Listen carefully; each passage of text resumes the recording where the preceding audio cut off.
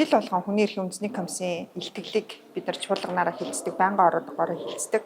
Хүүхдтэй холбоотой хэсгийг анх удаа аймаг орон нутгуудад хүүхдүүдийн дунд хүүхдүүдтэйгээ хамт хилцээд за тэгээ тэр мэдээ тайлангаа бид нар сая хүний эрхийн дэд хороо дээр танилцуулаад улмаар хууль зүйн байнгын ороо болоод чуулганаас гарах тогтоол дээрээ бас энэ тухай хүүхдүүдийн дуу хоолойг тусгах асуудлаар тогтоолын төсөлтөөр оруулж байгаа. За ингэснээрээ бол жил болгон ерөнхий сайд аймгийн засаг даргамжтай, нийслэлийн засаг даргатай гэрээ байгуулдаг. Тэгэд энэ гэрээнийх нь нэг чухал заалт нь юу байх вэ гэвэл яг энэ хүүхдийн төлөө авж байгаа хэрэгжүүлж байгаа арга хэмжээ түүнийх нь үр дүн нь өөрөө яг энэ аймаг орон нутгийн засаг даргамжтай байгуулж байгаа гэрээнийх нь үр дүн байх ёстой нэгдүгээр.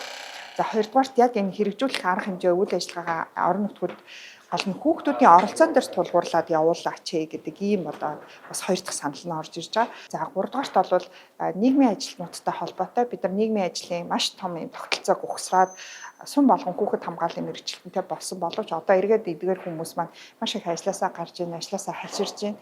Тэгэхээр энэ том дэд бүтэц, энэ бүтцийг бид нар эргэж хадгалахын тулд яг нийгмийн ажилтнууд руу зориулсан сэтгэл зүйн гэмтлээс үргэлжлэн сэргийлэх, яг энэ ажлаас хашрах энэ асуудал дээр нь одоо бодлого төлөвлөгөө гаргаж ингэж ажиллах ийм даалгаврыг бас засгийн газар тус өгж байгаа. Хүний эрхийн үндэсний комиссийн илтгэлд бол тогтолцооны хоорондын уялдаагүй ажиллагаа бол нэлээд анхаарал татдаг.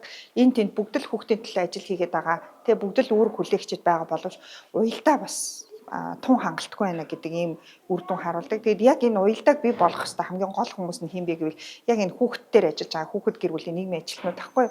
Хоёрдугаарт гэвэл хүүхдийн дуу хоолой оролцоо ерөөсөө сонсогдохгүй байна. Үр дүн нь өөрөө хүүхд рүү өөрлөж эхлэхгүй байна гэж. Тухайлбал өөр хангаа хүүхдээ та нар ингээд үеийнгийн дээрлэлт гэдэг ингээд томчууд яриад байна. Асуудал хүндрэлээ гэдээ яриад байна.